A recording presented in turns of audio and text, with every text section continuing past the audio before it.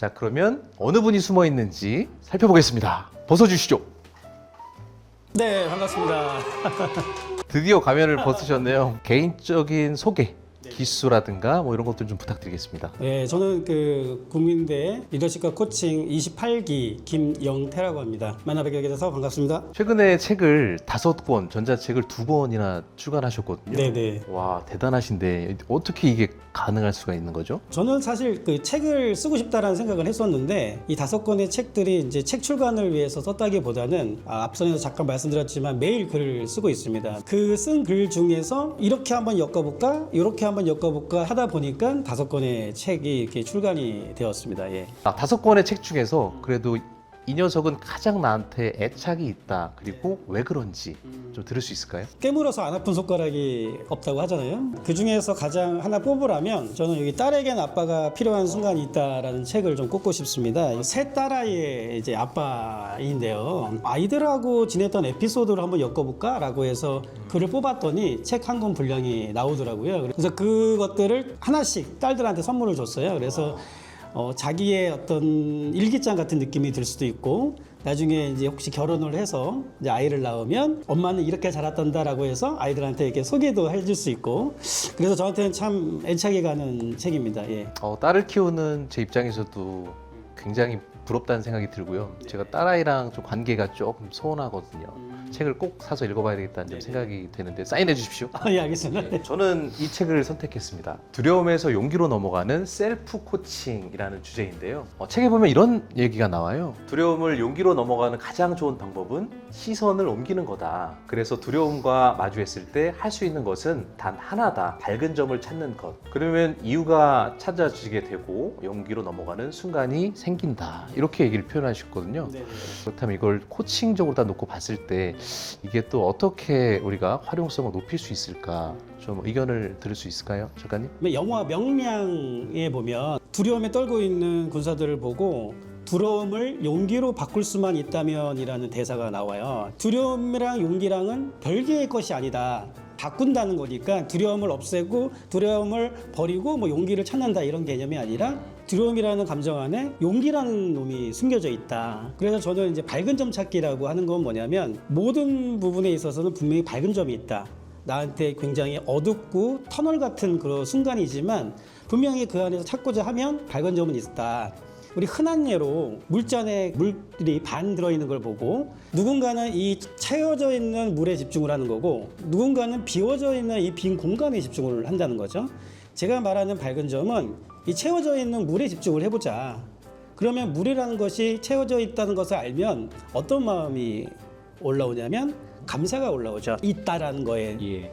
근데 빈 것을 보면 불평, 불만이 생기게 되죠. 내 생각의 방향을 어두움으로 가는 거를 의식적으로 밝음으로 전환시키는 연습을 하다 보면 처음에는 몇 분, 몇 시간이 걸릴지 모르겠지만 시간이 지나면 점점 시간이 줄어들고 자기가 의식하지 않더라도 자연스럽게 밝은 점으로 방향을 돌아서는 것을 자기가 스스로 느낄 수가 있어요. 김영태 작가님은 어떻게 이렇게 많은 글을 쓸 수가 있으며 어떻게 동기부여가 돼서 책을 5권이나 출간할 수 있었지?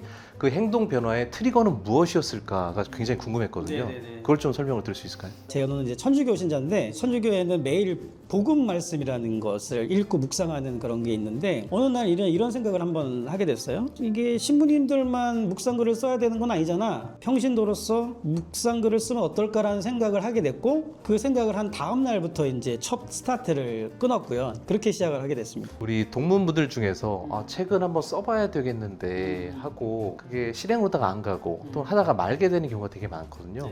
첫 출간을 하기 위해서는 이거 먼저 실행해 보십시오 라고서 제안을 한다면 어떤 게 좋을까요? 제가 제안드리고 싶은 거는 책을 읽는다면 오늘 읽었던 것 중에서 가장 인상적인 문장, 영상이라면 영상적인 말이나 어떤 모습, 음악이라면 뭐 멜로디나 가사. 그래서 그걸 가지고 생각을 해보는 거죠. 내 삶과 연결해서. 그러다 보면은 이제 조금이라도 쓸 게 나오고 또 하나는 글쓰기에 부담을 느끼는 가장 큰 이유 중에 하나는 최소한 A4 한 페이지 이상을 써야 된다. 이런 강박관념이 좀 있는데 500자나 1000자 정도만 쓰는 거를 매일 해도 충분히 글쓰기에 대한 근육이 단련이 될 것이고 자연스럽게 이 책 쓰기도 어렵지 않게 된다.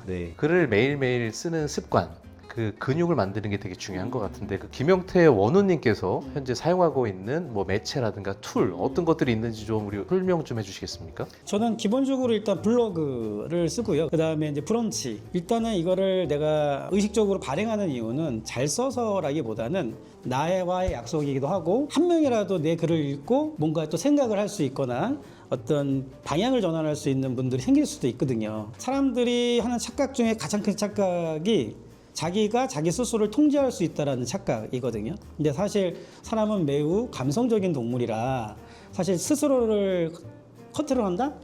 굉장히 어려운 부분입니다. 그래서 그렇게 스스로를 좀 그 상황에 내몰면 조금이라도 좀 처음에는 억지로 가지겠지만 시간이 지나면서 자연스럽게 갈 수 있지 않을까라는 생각이 듭니다. 저희가 리더십이나 코칭을 배우곤 있는데 그거를 고객들한테 하는데 정작 본인은 그렇게 행하지 않는 것은 안 된다고 생각하거든요. 실행력을 높이는 쪽으로 지금 김영태 원우님께서 좋은 아이디어를 주신 것 같아요. 이제 좀 주제를 또 넘겨볼게요.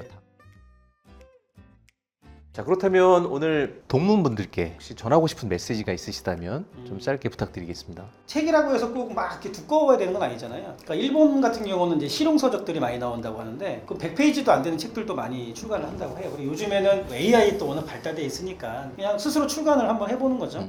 그렇게 이제 하다 보면 이 성공 경험들이 쌓여서 나중에는 종이책도 낼 수도 있고 일단 써라. 일단 써라. 예. 계속 기록을 남기다 보면 이게 책이 되는 것이다. 이렇게 네네. 메시지를 좀 네. 정리해 보도록 하겠습니다. 그리고 2026 네. 학년도 후반기 모집 공고가 이제 네, 나가는데 네, 네. 이 방송을 전 국민들이 음. 다 본다라고 생각하시고 리코의 MBA 자랑 좀 한번 해주십시오. 수업하는 시간과 그 대화하는 시간 자체가 그냥 힐링되는 시간이고요. 예. 그 대학원을 고민하시는 분들이 크게 두 가지를 고민할 것 같아요. 네. 일단 경제적인 부분, 예. 두 번째는 시간적인 부분인 예. 것 같은데 경제적인 부분도 사실상 크게 나쁘지 않다라고 생각이 들고요. 시간적인 부분은 토요일 전일제라고 말씀드렸잖아요. 그러니까 주중에 발생할 수 있는 변수 이런 거 없이 주말은 자기 스스로가 어느 정도 통제할 수 있으니까 토요일 날 전일제로 이제 수업을 듣고 이렇게 하다 보면 석사라는 그 학위도 받을 수 있고 코칭 자격증도 무리에 있다 보면은 자연스럽게 이렇게 떠밀려가는 느낌이 좀 들 때가 있어요. 그래서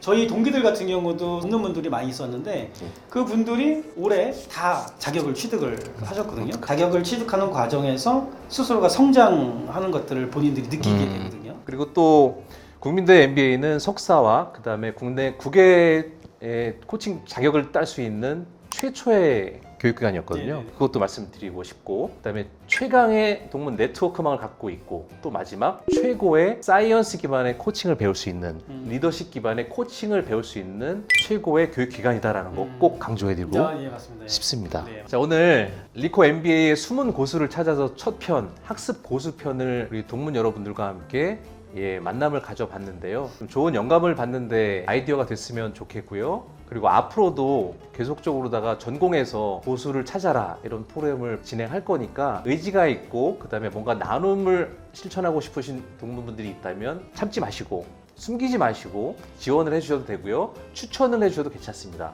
꼭 지원을 해주셨으면 좋겠습니다. 그러면 이렇게 해서 함께 성장하는 리코 동문 다음 편을 기대해 주시길 바라면서 마무리하도록 하겠습니다. 감사합니다. 고맙습니다.